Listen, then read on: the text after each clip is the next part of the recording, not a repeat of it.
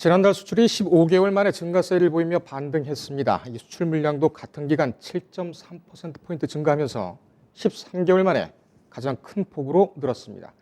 하지만 이 통계는 조업일수, 즉 실제로 기계 따위가 움직여서 일한 날의 수가 늘었기 때문인데 실제 조업일수를 배제한 하루 평균 수출은 지난해 같은 기간보다 11.7% 감소했습니다. 코로나19 팬데믹 현상으로 수출 감소폭은 더 커질 전망입니다. 안창현 기자입니다.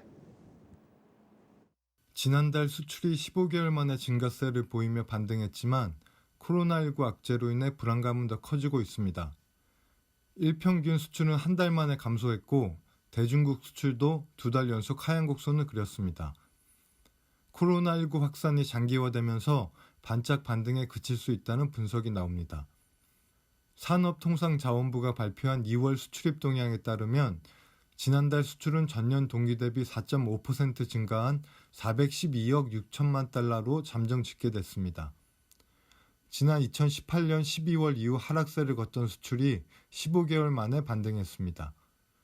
수출 물량도 같은 기간 7.3% 증가하며 13개월 만에 가장 큰 폭으로 늘어났습니다. 반도체 등 주력 품목은 20개 중 14개가, 신수출 성장 동력 품목은 7개 중 6개가 상승했습니다. 특히 반도체는 데이터 센터 서버 수요의 증가세와 D램 고정 가격의 상승 등에 힘입어 15개월 만에 증가세를 보였고 증가폭도 9.4%로 높았습니다. 하지만 2월 수출 반등에는 조업일수가 늘어난 영향이 크다는 분석입니다. 실제 조업일수를 배제한 일평균 수출은 18억 3천만 달러로 전년 같은 기간보다 11.7% 감소했습니다. 지난 1월 14개월 만에 4.6% 상승했지만 한 달 만에 하락 전환한 셈입니다. 최대 무역국인 중국으로의 수출도 1월 마이너스 10.7%에 이어 2월 마이너스 6.6%를 기록하며 2달 연속 하락했습니다.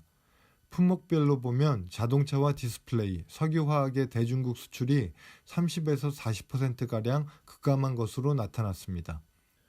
코로나19가 빠르게 확산되는 상황에서 3월 이후 수출 환경은 녹록지 않습니다. 전문가들도 3월 들어 코로나19 영향이 뚜렷하게 나타날 것으로 보고 있습니다. 코로나19 사태가 장기화될 경우 4월 이후에도 수출 전선에 악영향을 줄 수 있다는 전망이 나옵니다. 뉴스토마토 안창현입니다. 인터넷에 떠돌아다니는 수많은 뉴스 기사. 아직도 포털에서 일일이 검색하세요? 이제 뉴스통에서 터치 한 번으로 손쉽게 확인하세요. 최근 내가 구독한 기사를 분석해 오늘의 기사를 추천하는 개인 맞춤형 AI 뉴스.